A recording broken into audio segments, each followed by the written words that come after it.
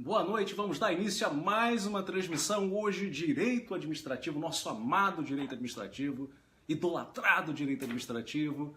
Não é o único dos ramos do direito que devamos dar atenção. Tivemos agora uma transmissão, maestral transmissão com o mestre de Grazia, quem saberá, né? Se é Diego de Grazia, uma excelente transmissão, parabéns grande. Deixa eu ver, Simone, seja bem-vinda. Espero que tenham gostado do nosso simulado. O simulado do Silvio Sandy, ele tem um espelho, né? O layout. Quando eu peguei o layout hoje, mestre Silvio, quando você passou para mim, eu falei, caramba, parece uma prova de exaf, né? Que bacana, né? Permitir aos estudantes simularem realmente uma prova, né? Poder imprimir essa prova, sentar no momento em casa e resolver essa prova. É muito bacana. E também oportunizar a transmissão, seja a gravação das questões. Esse simulado ele foi um simulado, considero, de um nível difícil, com questões extraídas de sua banca exaf. E quando a gente fala banca exaf, você deve compreender que o concurso público, Direito Administrativo, Marcelo, seja bem-vindo, que o concurso público na área de Direito Administrativo é um só. Então, se você vai fazer ICMS Rio Grande do Sul, tenha certeza absoluta de tudo que vai ser falado hoje e o que será falado em um momento futuro. É óbvio que isso vai ser utilizado em qualquer prova de direito administrativo, a contabilidade é uma só. Ah, mas existem algumas peculiaridades, só a exaf pensa assim. Sim, mas aí é o momento de você aparar isso eventualmente num simulado como o presente. Trouxe aqui questões elaboradas pela exaf, eu não tenho aqui nenhum, não me xinguem, né? Fernanda, seja bem-vinda. Não xinguem a mim, não xinguem a minha querida mãezinha. Essas questões, elas foram extraídas de concursos anteriores da exaf. Uma ou outra eu fiz uma pequena adaptação para tornar a questão um pouco mais apimentada, perfeito? Então vamos lá. Questão número Fernanda Bastos. Obrigado, Fernanda, pelo convite, tanto de participar do simulado, como também fazer essa transmissão para o espaço fiscal. Vamos à primeira questão de direito administrativo. Considerando as fontes, marque a opção correta. A correta foi letra B. Dos critérios utilizados para a definição, seja do direito administrativo, seja também do objeto do direito administrativo, mestre Silvio Sandy. Eu coloquei mestre monstro Silvio Sandy, né? Contabilidade é com você, mestre. O ano de 2012 foi o que bem provavelmente mais te consagrou, porque todo mundo que passou na Receita Federal, um único comentário, eu não tinha muita intimidade contigo à época, hoje eu tenho um pouco, né? Mas, Fernanda, nada de ciúmes, né? Não é uma intimidade tão grande assim, a ponto de gerar ciúmes. No ano de 2012 você deu aquela prova da Receita Federal. Então todas as questões foram faladas na véspera. Então parabéns aí por essa... eu escuto o pessoal no trabalho falando. Eu tenho 3 a 4 pessoas no trabalho que hoje estudam e falam assim, pô, aquele concurso lá, FGV, FCC. Então não é só exaf, né? Thales, seja bem-vindo mais uma vez. Então, parabéns aí por sua capacidade na área de contabilidade, que é uma matéria que todo mundo tem dificuldade. Não, mas eu sou excelente, eu sou formado em contabilidade. Mas no dia da prova é diferente. É diferente. Você pode ser formado em direito, mas a prova de direito é diferente. Fazer concurso público é diferente. Então vamos à nossa primeira questão. A resposta, a letra B, trabalha o critério da administração pública. Esse critério da administração pública é o que mais cai em concurso público. Mas existem outros, o critério exegético, empírico, caótico, também chamado de francês, critério do poder executivo e milhões de outros critérios. É verdade. E eles caem em prova sim, como foi o caso do teleológico, que recentemente foi cobrado numa prova do CESP. Foi inclusive TCM Bahia, né? É aquele critério que cuida, né? O direito administrativo cuida das finalidades do Estado. Finalidade e teleológico quer dizer a mesma coisa. Bom, e nesse ponto destaca-se o critério da administração pública, que se divide em dois aspectos: o realizador e a matéria. A matéria são as funções, a matéria são as atividades. Por isso que o critério que se leva em consideração a atividade é chamado de objetivo, é o objeto, é a matéria. Por isso que é chamado de material, por isso que talvez seja chamado também de funcional. Objetivo, funcional, técnico. Então, você está levando em consideração a função, a atividade. Finalisticamente, existem 4 grandes atividades. Há quem diga que existam 5 grandes. Isso não vai ser trabalhado no dia de hoje, talvez em futuro simulado. Afinal, o ESAF tem uma predileção a um determinado doutrinador falecido, infelizmente, e com algumas sutilezas, algumas peculiaridades distintas daquelas que normalmente as bancas abordam, como a doutrinadora Maria Silvia, Celso Antônio, José dos Santos Carvalho Filho. Estou falando de Diogo Figueiredo Neto, excelente doutrinador.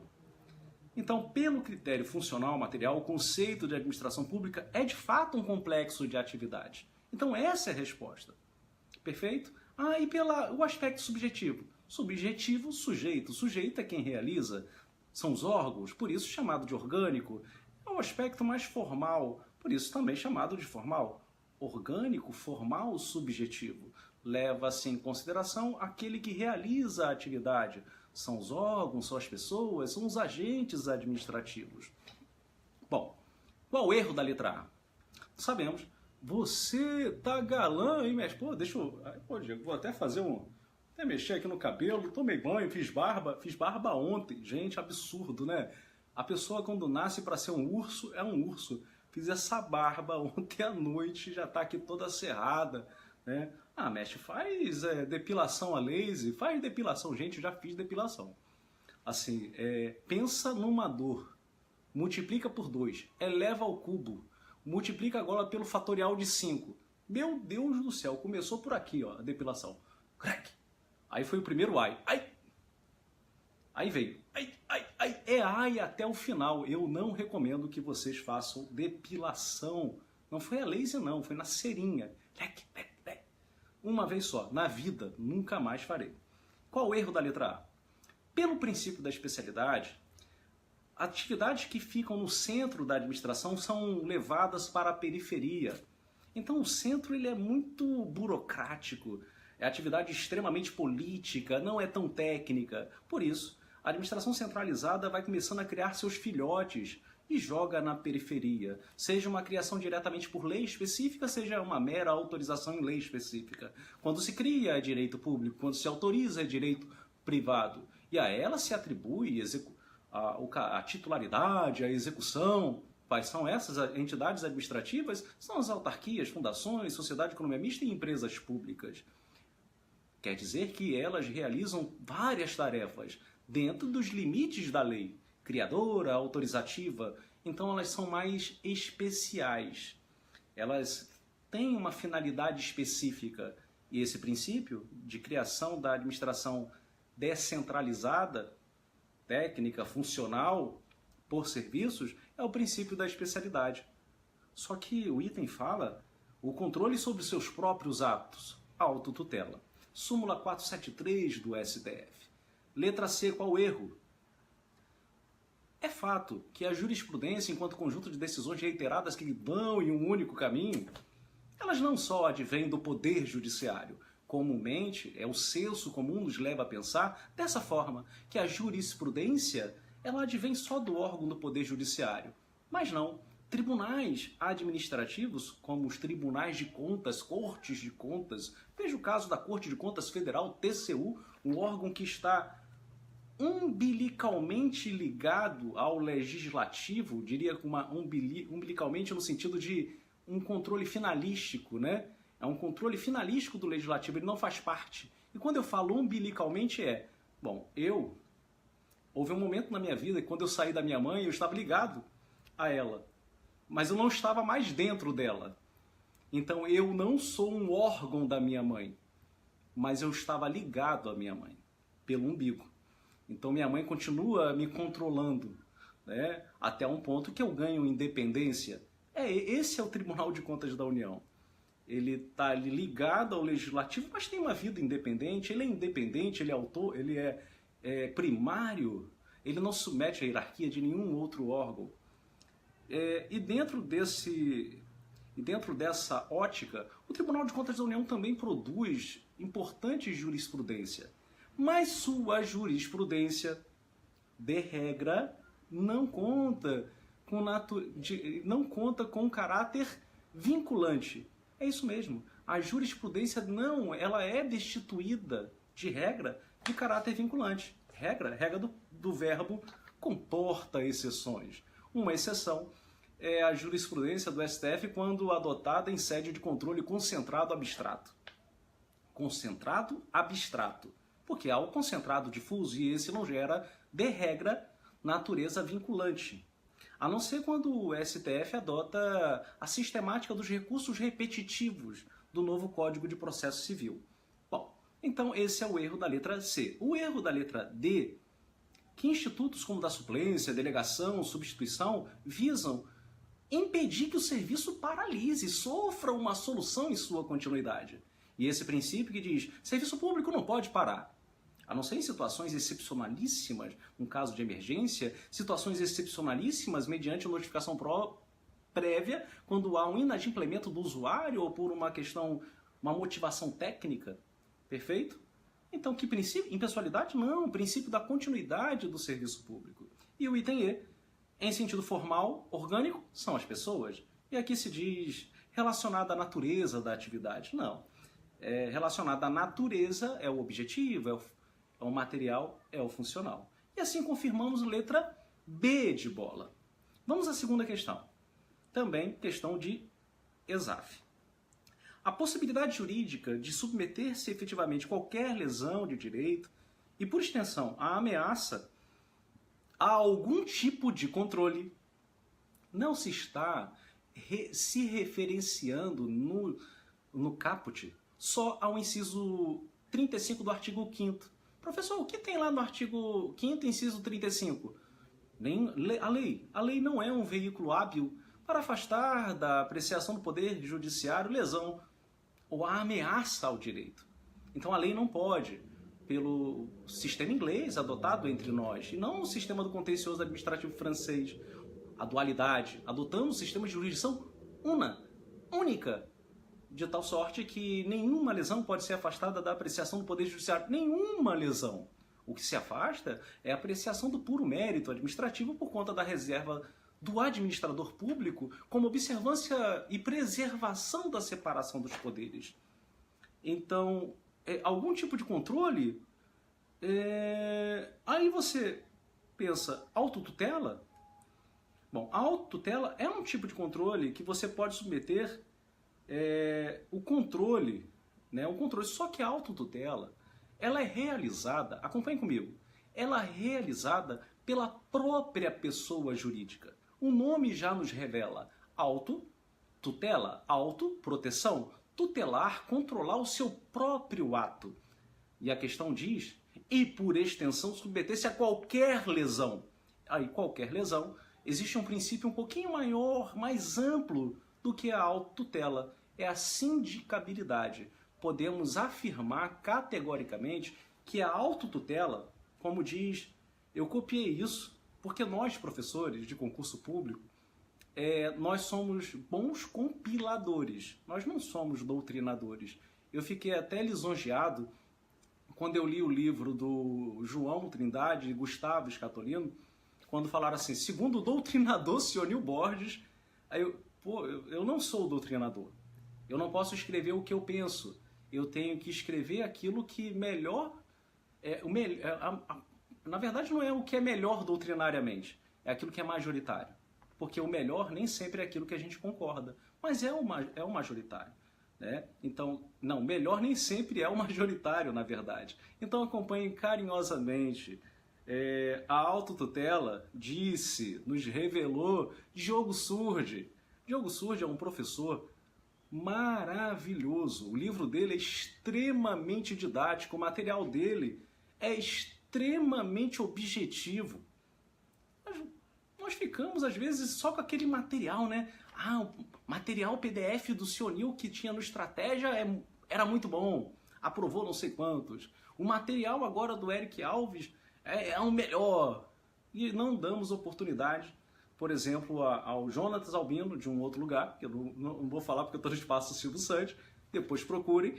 E o Diogo Surdi, está aqui no Espaço Silvio Santos. Maravilhoso o material. E o livro dele, comprei o livro dele, do Ricardo Ferreira. Comprei não, gente, ganhei o livro dele, li de ponta a ponta, e eu copiei essa parte, onde ele nos ensina que o princípio da autotutela é uma espécie do gênero sindicabilidade. A sindicabilidade é submeter um ato ao controle, qualquer ato, seja ele fruto da autotutela, promovida pela própria administração como baliza na súmula 473 do STF, seja com base no princípio da inafastabilidade da tutela jurisdicional do inciso 35 do artigo 5º, que nos traduz o sistema inglês de jurisdição única. Então a resposta é sindicabilidade, letra C.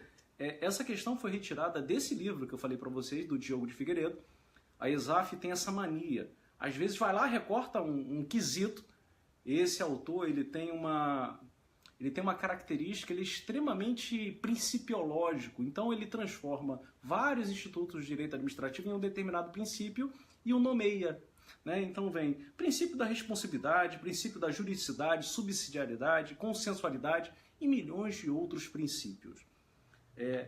Eu costumo dizer o seguinte, e aí vem uma dica. Quando o examinador elabora uma questão, ele é convidado para elaborar uma segunda questão, em um segundo concurso, ele tem que ser inédito. Então, um professor de concurso público, ele tem que mais ou menos enxergar qual é a tendência do examinador, e você também. Por exemplo, por que não, numa futura prova, a ESAF colocar o enunciado e a resposta vai ser responsividade? Por que não a ESAF colocar o enunciado e a resposta vai ser juridicidade? Eu não vou mais me preocupar, doravante, com a sindicabilidade. Não vou. Eu vou me preocupar com os demais quesitos. Porque é muito comum, infelizmente, nós estudantes, a gente... eu quero saber o que é sindicabilidade. Não quero mais não. Eu já sei, porque agora eu já sei a resposta. Eu tenho que pegar as demais alternativas e saber o fundamento de cada uma delas. Porque esse examinador ele vai voltar para a banca e vai colocar uma outra questão, porque gostou disso aqui, porque muita gente errou, né? E vai colocar lá o princípio da subsidiariedade como resposta. Vai colocar o princípio da juridicidade como resposta. Pensem nisso carinhosamente, perfeito? Então, resposta letra C. Vamos à nossa terceira questão de direito administrativo. Um ato administrativo ele se distingue de um ato de direito privado. E por quê? Porque um ato administrativo é produzido pelo agente público como competência atribuída por lei, né? Disse, né? Nos é dito, nos é ensinado que a competência sempre decorre de lei. Até prova em sentido contrário, é assim que a gente vai compreender. Competência sempre decorre de lei. E é dentro dessa ótica, que um ato administrativo precisa de prerrogativa, precisa de força, né? Exatamente, prerrogativas que inexistem nos atos de direito privado. E quais são essas características? São nomeadas doutrinariamente de atributos. Atributos. Três atributos são considerados majoritários. Presunção de legitimidade, autoexecutoriedade e a imperatividade. Esses são unânimes. Qualquer doutrinador, do mais louco ao menos louco, coloca lá presunção, autoexecutoriedade e a imperatividade. Outros, né? E aí é o trabalho da doutrina. A doutrina como fonte do direito administrativo era para pacificar, unificar, uniformizar o direito. Não faz isso, né? Cada um quer fazer um livro diferente. E aí vem criando atributos para nos encher a paciência. Aí vem a excelente professora e a excelente, maravilhosa, maestral professora e autora. Os dois. Ela conjuga. Eu já tive aula com Maria Silva Zanella de Pedro, tive esse prazer de fazer a minha especialização com Maria Silva Zanella de Pedro e assisti todas as palestras, praticamente todas as palestras. Onde ela vai dar palestra, eu ia. Porque ela é uma professora e autora. Talvez por isso, por ser professora, ela consiga traduzir em seu livro, transformar o seu livro numa linguagem tão simples, né, e ser adotada por grandes bancas, como a Banca Exaf. A Banca Exaf adora a Maria Silva Zanella de Pedro. A FCC, se eu tiver que indicar, Sr. Nil, você compra o seu livro ou compra a Maria Silva Zanella de Pedro? Cara, eu estudaria pela Maria Zanella de Pedro. Porque a FCC, por exemplo, só recorta dali as questões. Perfeito? Bom, para essa autora, essa autora acrescenta ainda a tipicidade e também a exigibilidade. Então ficaríamos ali com o pai ET.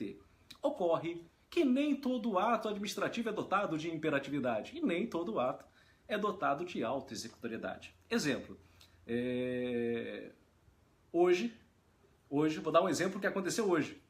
Eu tô lá, eu consulto, né? Até o pessoal falou assim, pô, senhor Nil, você tem algum problema? Por que você fica acompanhando seus processos?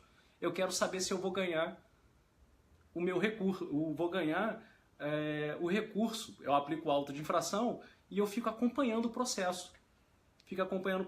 Ganhei na junta, aí eu fui ver, ganhei na junta, ganhei no conselho. Eu tô vendo, né? Pô, o sujeito não recorreu? Não, ele não recorreu mais, ele perdeu no conselho. Ele perdeu na última instância administrativa, houve uma coisa julgada administrativa. Aí eu, assim, cheio de tesão, né? Porque é muito bacana.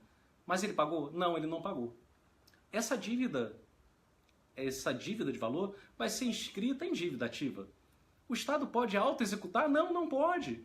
Então significa dizer que aquele ato administrativo, há quem defina como procedimento administrativo de lançamento, ele não é dotado de autoexecutoriedade. Não é. Nem todo ato administrativo é autoexecutório. Veja o exemplo da cobrança da dívida ativa que precisa do Poder Judiciário para executar o particular. Vai ser executado? Vai. Penhora de bens, a empresa existe? Que beleza. Penhora até de conta bancária. Né? Principalmente lá no mês de dezembro, que penhora em dezembro, porque ele fica desesperado porque tem que pagar 13º, pagar verbas, etc., pagar compras, e a conta está trancada, né? Penhorada. Bom, então nem sempre existe. Eu comprei vários livros, eu tenho em casa vários livros. Eu tinha em casa exatamente 900 livros. E durante um tempo eu pensei, pedir permissão à municipalidade do Rio de Janeiro para montar uma banca de jornal. Né? Autorização, permissão para colocar uma banca de jornal, estilo jornal, e vender meus livros. Ou então não colocar uma banca, colocar de frente a uma universidade e vender meus livros. Pergunto a vocês, eu sou obrigado a pedir a permissão, pedir a autorização ao Estado? Não, não sou. Mas no momento que eu peço e preencho determinados requisitos, talvez o Estado não possa se furtar a me autorizar, a me permitir, a me licenciar. É isso mesmo. Então, atos negociais como autorização, permissão, concessão, são destituídos de poder extroverso, de imperatividade. É isso mesmo. Então, significa dizer que nem todo ato é auto-executório. Veja o exemplo da cobrança da dívida ativa. Nem todo ato é dotado de poder extroverso, imperatividade. Exemplo dos atos negociais. Sabe de uma coisa? Eu vou pedir uma certidão ao INSS de tempo de serviço. Vem cá, eu peço a certidão. O INSS pode negar a certidão? Não. Inclusive, gera responsabilidade funcional daquele que não dá a certidão. Então, a certidão não é uma prerrogativa do Estado conceder ou não conceder. Ele deve conceder. Pô, eu tô com uma dor de cabeça horrorosa, uma febre, chego no posto de saúde e peço um atestado médico. Pode o hospital público se furtar ao atestado médico? Não, ainda que não reconheça a minha doença. Ou seja, atestado, certidão são atos destituídos também da imperatividade. Se você encontra uma lógica de que não há prerrogativa do Estado e sim uma restrição, o ato não tem imperatividade, não tem poder extroverso. Agora, todo ato nasce. Desde o seu momento, desde o seu nascedouro, né? Presumidamente legítimo, presumidamente veraz, verdadeiro. Os fatos alegados pela administração são verdadeiros. Aí você fala, não, não são, não são. Relativamente verdadeiros, mas sempre são verdadeiros. Sempre são produzidos em conformidade com a lei. Não, não são. Então você que prove o contrário. Porque a presunção de legitimidade, ela sempre existe. E é o particular que deve debelar, deve afastar essa presunção inicial. Por isso é reconhecida a presunção iuris tanto, relativa. Perfeito? Mas ela sempre existe? Sim. Até como não se pode reconhecer fé a documento público, a ato público. Então, o atributo sempre existente é da legitimidade, veracidade, letra E, ou E, dependendo da região onde você mora. Vamos à próxima questão. Questão de ESAF. Não xinga o professor de vocês. Essa questão é de ESAF. Bem provavelmente no dia eu teria uma grande dificuldade de resolvê-la. Uma grande dificuldade. Como eu resolveria isso no dia da prova? A reforma é um ato administrativo derivado pelo qual se elimina de um ato defeituoso sua parte viciada, mantendo-se a eficácia da parte sadia, verdadeira. Essa sentença, ela é verdadeira. Aí você fala, professor, tem certeza? É verdadeira. A reforma, ela é diversa da conversão. Perfeito? Explico. Na reforma, você extrai a parte ruim e mantém a parte boa. Na conversão, você retira a parte defeituosa e insere uma parte boa. Então, um ato se mantém íntegro, rígido, como um todo. Na reforma, não. Ele fica capenga, porque você tem que retirar a parte viciada. Perfeito? Então, a reforma, esse item é verdadeiro. Aí vem o item 2. A ratificação, aí eu sei que é verdadeiro. Então, ficaria entre as letras A, C e E. A ratificação, retroagindo à origem do ato, opera efeito ex tunc, com natureza declaratória. Bom, eu vou desconsiderar a palavra ratificação. Se retroagem à origem, o efeito ex tunc, óbvio. Se tem o efeito ex tunc, tem natureza declaratória. Então você reconhece algo pré-existente, você não cria.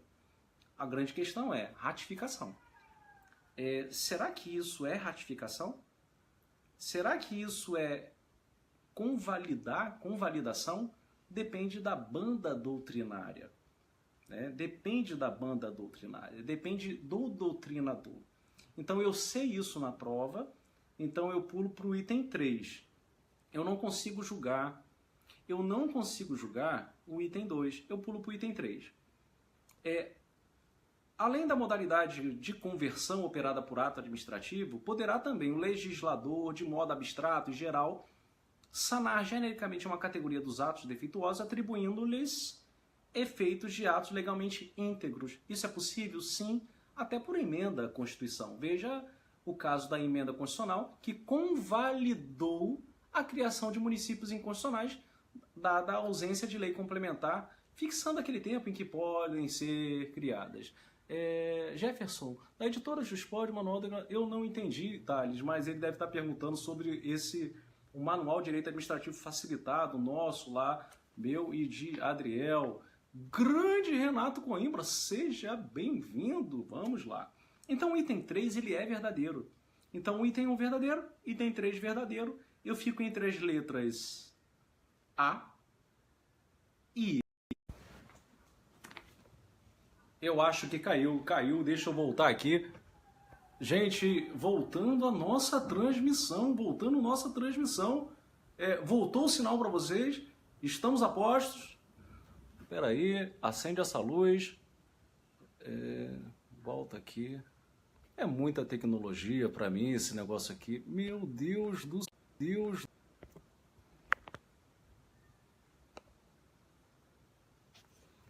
Voltou. Vamos lá. De volta. Então, ficamos aqui entre as letras A e E. E aí não tem jeito. Maria Silva Zanella de Pietro, ela entende que a ratificação, ela retroage. A ratificação para a autora é um sinônimo para a convalidação. Esse ano, houve uma prova do TRE, feita pelo SESP, em que se adotou a autora, Maria Silva Zanella de Pietro, em que ela entende que a confirmação não é convalidação. Então, gente, é extremamente complicado. Vocês vão guardar o seguinte: numa prova de ESAF, considerando que essa questão é bem recente, vocês vão considerar que reforma, ratificação e conversão acabam sendo espécie do gênero convalidação. A confirmação não. A confirmação não se confunde com convalidação. Vamos lá. Então, resposta letra E. Todos os itens são verdadeiros. Extremamente complicada a questão, extremamente polêmica. Vamos à próxima questão. Acerca dos poderes. O poder disciplinar não se identifica ainda que ontologicamente com o poder punitivo do Estado. Aí você, é verdadeiro, não se identifica. Cuidado. O poder disciplinar realmente ele não se confunde com o criminal, com o punitivo, porque a ele falta essa característica da tipificação mais cerrada, adequada. Realmente, é assim que funciona. Ele não tem. Nem toda infração tem sua penalidade prevista, adequada. Não vigora aquela máxima de que não existe crime sem uma pena, né? Nula pena, nula sine crime, se não há pena, não há crime se não há lei, e também não há crime se não tem uma pena respectiva. Então tem que ter esse preceito primário e tem que ter o secundário, que é a pena. No direito administrativo, nem sempre isso acontece. Então o poder disciplinar não tem essa tipicidade cerrada que tem o criminal. Porém, tudo é para punir? É. Então, em sua origem, o DNA do poder punitivo criminal, o poder punitivo disciplinar é o mesmo. Então, ontologicamente, eles se confundem. Essa questão caiu numa prova antiga de ESAF, muito antiga de ESAF, em 1994, 96, onde ela colocou que o poder disciplinar ontologicamente se confunde com o criminal. E muita gente marcou que não, e o item está falso, porque se identifica sim. Questão de ontologia, o dever ser, em sua origem, em seu néctar, eles são identificados porque têm a função pedagógica, punitiva, reintegrativa, ok? Ressarcitória. Vamos ao item 2. Então esse item 1 ele é falso. Falso. Unicamente as pessoas que possuam algum vínculo jurídico específico com a administração são aquelas alcançadas pelo poder disciplinar. Perfeita sentença. O poder disciplinar é aquele que se distingue do poder de polícia. E a diferença desses poderes, desses dois poderes, é que o disciplinar só alcança aquelas pessoas que têm um vínculo especial com a administração pública, ainda que seja um particular terceirizado. Como assim um particular terceirizado? Uma empresa de limpeza, uma empresa de segurança, uma concessionária.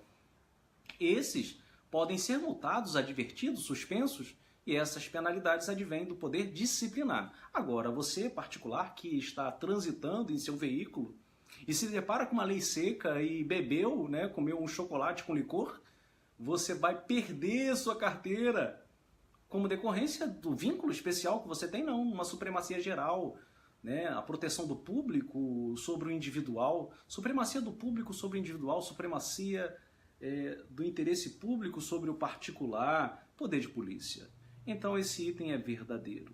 O poder de polícia administrativa, atividade nem sempre negativa. E é verdade, a polícia administrativa ela se diferencia da judiciária. A judiciária ela é eminentemente repressiva. A administrativa é eminentemente preventiva. Eminentemente do verbo pode ser repressiva. Eminentemente do verbo pode ser preventiva. Então, se a judiciária é eminentemente repressiva, é porque ela também pode ser preventiva. Se a administrativa é eminentemente preventiva, o non facere, é sinal de que ela também pode ser repressiva. Induvidosamente, o Estado pode te aplicar uma multa. né, para que você não faça. Né? Agora, pode chegar um momento de interditar a sua atividade. Né? Não há ato mais coercitivo do que a interdição de uma atividade. Então, atividade nem sempre negativa. Às vezes o Estado tem que agir positivamente. Decorre de um vínculo geral entre os indivíduos e a administração pública, verdadeira sentença. A competência para a expedição de matéria que possa ser tratada por decreto autônomo é passível de delegação, também verdadeira sentença, tendo como fundamento o parágrafo único do artigo 84. E quais são as autoridades que podem receber essa delegação? Advogado-Geral da União, Procurador-Geral da República e Ministros de Estado. É muito importante a leitura do parágrafo único do artigo 84, porque esse inciso 6 é um dos que pode ser delegado. Temos ainda o inciso 12 e temos ainda a primeira parte do inciso 25. Guardem isso, quais são os incisos que podem ser delegados. Evidência de que o artigo 84 não é todo de competência exclusiva, indelegável, alguns são delegáveis, e quais as autoridades que podem receber esse ato de autorização do chefe do Executivo Federal. Então, resposta à letra D de dado. Vamos à questão, próxima questão, extremamente grande. Eu não leio prova de ESAF, eu não leio história, eu não gosto de ler, a não ser prova de português, tá? Prova de português eu tenho que ler. Não, também não leio não, nem prova de português eu leio. Eu vou direto para a alternativa. Porque vai que tem uma história enorme, uma página de história, aí você pega a alternativa, não tem nada a ver. Mas isso serve para qualquer coisa, sim. Não sei qual é a linha que o mestre Silvio Sandi, por exemplo, segue, mas eu já peguei prova de ESAF que tem lá uma folha inteira de contas. Eu não vou ficar olhando aquelas contas, não. Todas não. O que está pedindo? Está pedindo qual é o ativo circulante. Agora sim eu volto e vejo. Aí eu vou centrar, né? Agora, vou ficar vendo as contas? Antes não. O que ele quer? Ele quer o ativo circulante, passivo circulante, ele quer o patrimônio líquido. E aí tem uma folha. Pô, na boa, eu não vou nem fazer cálculo, eu vou marcar patrimônio líquido e vou embora. Né? A resposta vai ser patrimônio líquido. Vamos à questão, marque o item incorreto. O incorreto é a letra B de bola. A estabilização constitucional, do artigo 19, garante o vínculo estatutário. Pode parar. Professor, mas a história da ESAF precisa? Não, não precisa de nada. Eu não preciso de ler a questão. Não façam isso, a prova é grande. A última prova foi extensa, então não façam mais isso. O artigo 19 da DCT trata da estabilização constitucional. De quem? Daqueles que estavam há 5 anos continuados, né, há 5 anos continuados da data de promulgação, 5 de outubro de 1988. Então, quem entrou no dia 5 de outubro de 1983 é estável. É estatutário? Não, não é estatutário, não. É efetivo? Não, não é efetivo, não. Eles não são efetivos e não são estatutários. Eles não fizeram concurso público. Eles são o quê? Estáveis. E quem entrou no dia 6/10 de 1983? Azarado. Porque é não estável. Inclusive, quando atingido o limite de despesas, né, excesso de pessoal, quem é que vai ser mandado embora? Os servidores não estáveis. O trem da alegria, aqueles que entraram depois do dia 5/10 de 1983 e não fizeram concurso público, fizeram nada, estão na administração pública, são considerados não estáveis. Aí você, não é quem está em estágio probatório? Não. Eu já vi isso escrito em alguns lugares. Quando você abre o teor da emenda constitucional que trata do tema, lá vem nos revelando que são considerados não estáveis aqueles que ingressaram sem concurso público depois do dia 5/10 de 1983. Então, gente, não garante vínculo estatutário. A resposta é letra B, sem precisar de absolutamente nada. Aí você fala, mas eu quero ler os demais itens. Perfeito, vamos ler. Todos são verdadeiros. Ou não. Todos são verdadeiros ou não. E eu explico por quê. Quando eu fiz essa questão no dia, né, essa questão caiu na prova da Receita Federal 2012, uma prova absurdamente difícil. Eu falei, bom, a letra é letra B, resposta à letra B escandalosamente correta. Aí eu comecei a ler. O artigo 58, parágrafo 3º, que submetia os empregados do Conselho à legislação trabalhista, permaneceu em vigor enquanto o cidadão manteve sua relação de emprego com o referido conselho. Sim, permaneceu em vigor. Letra C. Não há que se falar em ilegalidade da demissão por ausência de prévio processo administrativo, uma vez que, à época, a referida cidadã não estava submetida a regime estatutário. O que a banca está dizendo? Que esse item é verdadeiro. Está dizendo o seguinte: como é um empregado, e o empregado é seletista, eu não preciso mandar embora sem prévio procedimento que se confira a observância dos princípios do contraditório e da ampla defesa, não preciso nem motivar. E é isso que a gente aprende. Empregados podem ser mandados embora sem motivação. É a chamada dispensa imotivada.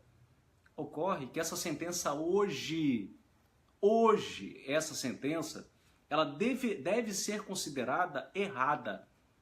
Então, apesar de o gabarito ser letra B, na visão da ESAF, prova de 2012, houve um momento subsequente em que o STF reconheceu a sociedade de economia mista e empresas públicas prestadoras de serviços públicos, embora seus servidores sejam seletistas, a necessidade de dispensa ser motivada. A dispensa deve ser motivada. Então, professor, mas aqui não está falando de SM ou empresa pública. Gente, está falando de um conselho profissional. Se para uma sociedade de economia mista, que presta serviço público, o STF reconhece a necessidade de se motivar a dispensa, e um conselho profissional, que é uma autarquia sui generis, pessoa jurídica de direito público, que desempenha atividade exclusiva de Estado, não é possível se dispensar sem uma prévia observância do contraditório e da ampla defesa. Tem que ter a devida motivação. Então, hoje, peço que atentem para essa questão. Tá?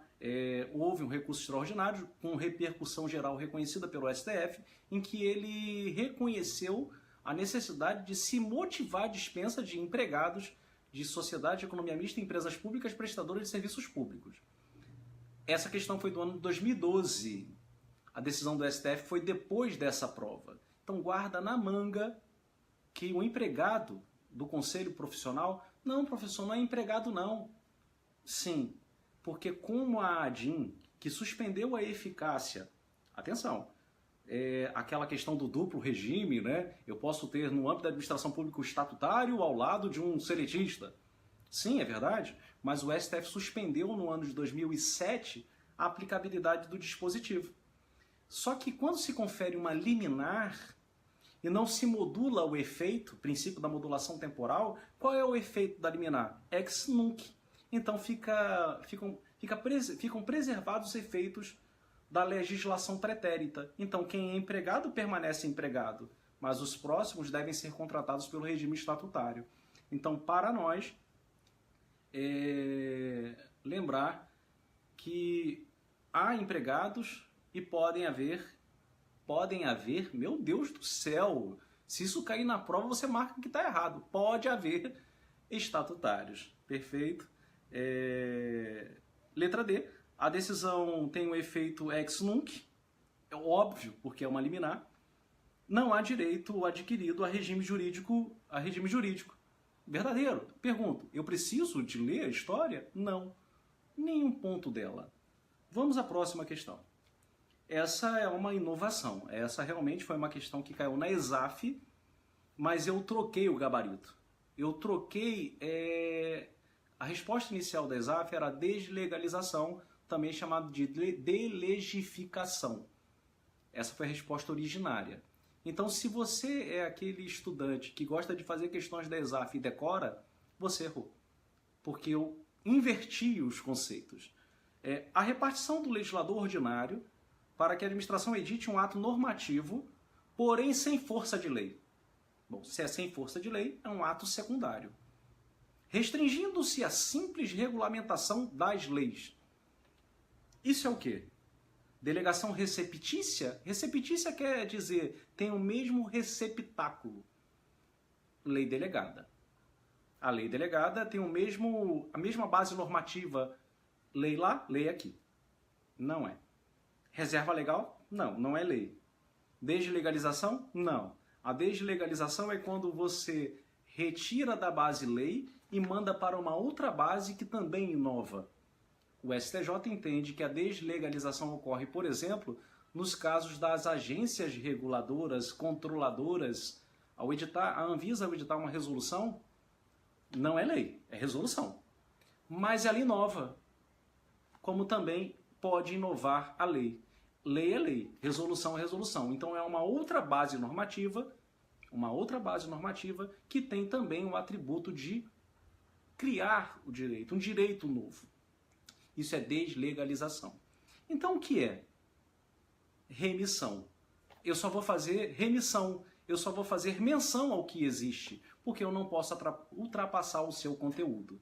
Decreto regulamentar ou executivo é o exemplo. Resposta à letra C. Questão 8. A questão 8 é indiscutível porque é a resposta da ESAF. Linha doutrinária, linha jurisprudencial deve ser bem separada nesse momento. Para o STF, não cabe denunciação da lide. Para o STF, não cabe o litisconsórcio passivo. Para o STF, quando um particular se sente prejudicado, deve acionar diretamente o Estado. E é o Estado que tem a prerrogativa, poder-dever, de acionar o agente público quando esse tem agido de forma ilícita. Entenda ilícita, ato intencional, doloso, ato não intencional, culposo, né? Nas acepções negligência, imprudência e imperícia. Esse é o posicionamento do STF. O STJ entende que pode tudo. Pode denunciação da lide, facultativamente, pode o litisconsórcio passivo, facultativamente, pode acionar diretamente o agente público. E é o mesmo entendimento, esse mesmo entendimento é corroborado pela doutrina. Agora vamos ver se a questão fala sobre a doutrina, STJ ou STF. Segundo a posição majoritária doutrinária, o fato de ser atribuída a responsabilidade objetiva à pessoa jurídica não significa exclusão de você ingressar diretamente contra o agente. Verdadeira sentença. Não, professor, mas o STF não admite. Sim, eu sei, mas a questão é de fundo doutrinário. Olha a perversidade da Banca ESAF. Ela colocou linha doutrinária. Por quê? Porque nos cursos preparatórios à época, nos PDFs, etc., todo mundo falando, não pode acionar diretamente o agente público. E aí eu levei isso para a prova com uma verdade absoluta, sem conhecer a linha doutrinária majoritária. A ESAF foi na ferida. Então esse item ele é verdadeiro. O cidadão prejudicado pelo evento facultativamente, mover ação contra a pessoa jurídica de direito público ou privado, prestadora, e contra o agente público em litisconsórcio passivo facultativo, já que são eles ligados por responsabilidade solidária. Verdadeiro. Por quê? Porque é uma questão de fundo doutrinário. E como eu percebo isso? Pela alternativa A. Item 3. Como a responsabilidade do agente acompanha a responsabilização do Estado, será cabível a ação de regresso quando o Estado houver sido responsabilizado objetivamente, ainda que o agente não tenha agido com dolo ou com culpa? Nunca. Porque o agente público, a responsabilização dele não acompanha do Estado. O Estado responde com base na teoria do risco administrativo encontrada no parágrafo 6º do artigo 37 da Constituição Federal. E o agente público responde subjetivamente. Eu não preciso demonstrar dolo e culpa do Estado, mas Estado, preciso comprovar que o agente público agiu minimamente com culpa para se concretizar sua responsabilização. Então o item é falso. E eu modifiquei o último item. Os três primeiros são iguais da ESAF e o último eu fui aqui, modifiquei um cadinho. São imprescritíveis as ações de ressarcimento ao erário movidas pelo Estado contra seus servidores. São. Que tenham praticado os ilícitos civis? Falso. O STF, recentemente, ele pacificou. O STF, durante muito tempo, nos ensinou. Ações de ressarcimento são imprescritíveis. Ações de ressarcimento são imprescritíveis. E onde eu encontro isso? Na parte final do parágrafo 5º do artigo 37 da Constituição Federal. As ações de ressarcimento são imprescritíveis. O STF, no entanto, reverteu, não é reverteu o seu entendimento. Ele diz o seguinte: se é um regime jurídico administrativo, é imprescritível. Mas se é um ilícito civil, ele prescreve, com base no direito civilista, não o direito publicístico, mas o direito privatístico. Então, com base, se há um ilícito civil, ele prescreve normalmente. E qual é o prazo de prescrição? O STF não se manifestou sobre isso expressamente. Ele não entrou nesse momento. Se cair na prova, considerando que a ESAF adotou aqui, nessa questão, José dos Santos Carvalho Filho, eu chutaria na prova o prazo de 3 anos. Porque o José dos Santos Carvalho Filho, de onde essa questão foi extraída, entende que o prazo de prescrição, quando há um ilícito civil, a administração responde com base no Código Civil. E as ações de ressarcimento pelo Código Civil prescrevem 3 anos. Vamos lá para a resposta. A resposta, verdadeiro, verdadeiro, falso, falso, letra D. Questão 9. Questão 9, ela é extremamente rápida. Se você conhece Maria Silva Zanella de Pietro. Olha que bacana, né? Fazer prova é muito difícil. É muito difícil. Porque você não sabe qual é o doutrinador, não há uma indicação bibliográfica. Vamos tentar chegar à resposta sem conhecer o doutrinador? Pode ser. Eu quero encontrar a resposta sem conhecer o doutrinador. Vamos lá. Os serviços públicos prestados diretamente pelo Estado ou indiretamente, mediante concessionários, são chamados serviços públicos próprios. Não sei se é verdadeiro, não sei se é falso. Item 2. Apenas os serviços públicos prestados diretamente são chamados serviços públicos próprios. Ora, não tem como o item 1 ser verdadeiro e o item 2 ser verdadeiro. Se o item 1 é verdadeiro, o item 2 é falso. Se o item 2 é verdadeiro, o item 1 é falso. Aí eu vou para as opções. Todos são corretos? Impossível, porque um deles é falso. Nenhum está correto? Não, pelo menos um deles é correto. Apenas o item 1 é correto? Não tenho como analisar. Porque eu não analisei o item 3, pode estar correto. Apenas o item 2 é correto? Pode ser a resposta. Apenas o item 3 está correto? Não, porque o 1 ou o 2, um dos dois, ele é verdadeiro. Porque eles são excludentes. Então a resposta só pode ser letra C ou letra D.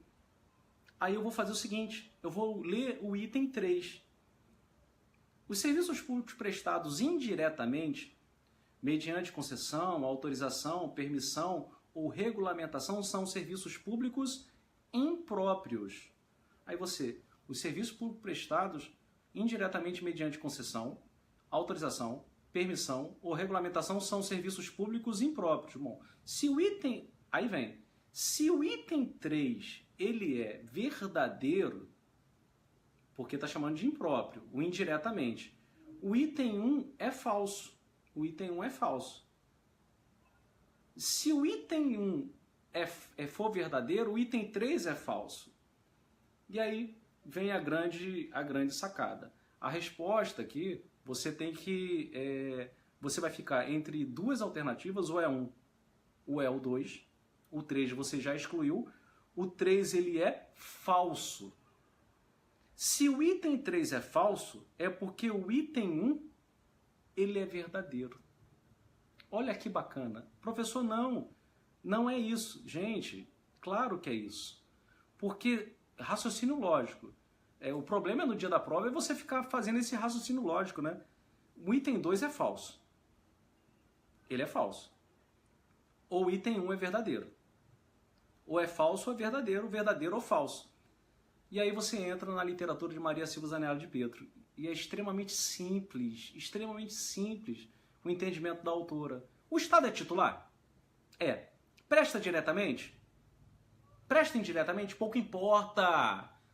Se o Estado é o titular do serviço público, ainda que o preste de forma indireta, o serviço é próprio.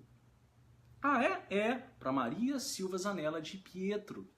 Então, para essa autora, pouco importa se o serviço público é prestado diretamente ou indiretamente. O Estado é titular? Então, resposta item C, letra C.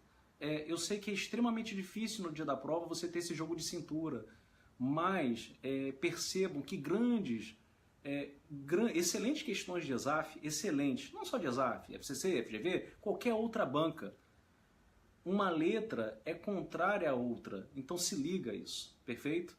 E a nossa última questão, enorme, aí você vai fazer o seguinte, você vai ler a história, mais uma vez, eu não vou ler nada, eu não vou ler absolutamente nada. Questão anterior, letra C. Última questão, eu não vou ler. Que isso, ficar lendo isso aqui? Prova. Receita Federal 2012. Vamos lá. Item 1. A motivação para a instauração de uma tomada de conta especial não foi adequada. Afinal, invadiu o mérito administrativo na medida em que compete ao administrador público a escolha do meio de transporte que melhor lhe aprouver. Não sei porque eu não li a história. Vou ler o item 2. Quando se examina o interesse público sob a ótica da economicidade, a partir de parâmetros e metas de eficiência, eficácia e efetividade, os 3 E's, e tendo presente o princípio da razoabilidade, devem ser identificadas as situações em que os administradores públicos tenham adotado soluções absurdamente antieconômicas. Verdadeiro? Caso seja possível identificar, a partir da razoabilidade essas soluções, a conclusão é de que elas não são legítimas. Esse item é verdadeiro. Então é letra A, B ou C. A, B ou C. Vou para o item 3. Não é da competência do TCU, invocando os princípios da razoabilidade e proporcionalidade, manifestar-se sobre o mérito, pois que teria sido tomado na órbita da discricionariedade o que a lei reserva ao administrador público. Para a doutrina majoritária, eu não concordo, mas é o que eu tenho que passar para vocês, a economicidade prevista no artigo 70 da Constituição Federal confere ao Tribunal de Contas, confere ao Legislativo, auxiliado pelo Tribunal de Contas, uma análise do mérito. Então o Tribunal de Contas pode apreciar o mérito. Então esse item é falso. Próximo item. A análise da discricionariedade mostra-se viável para a verificação de sua regularidade em relação às causas, aos motivos, à finalidade, que ensejam os dispêndios de recursos públicos, devendo o gestor observar os critérios da proporcionalidade e da razoabilidade no exercício de suas funções administrativas. Verdadeiro. Esse item é verdadeiro. Gente, já chegamos à resposta? Sim, já chegamos à resposta letra A. Então eu quero que vocês pensem carinhosamente nisso.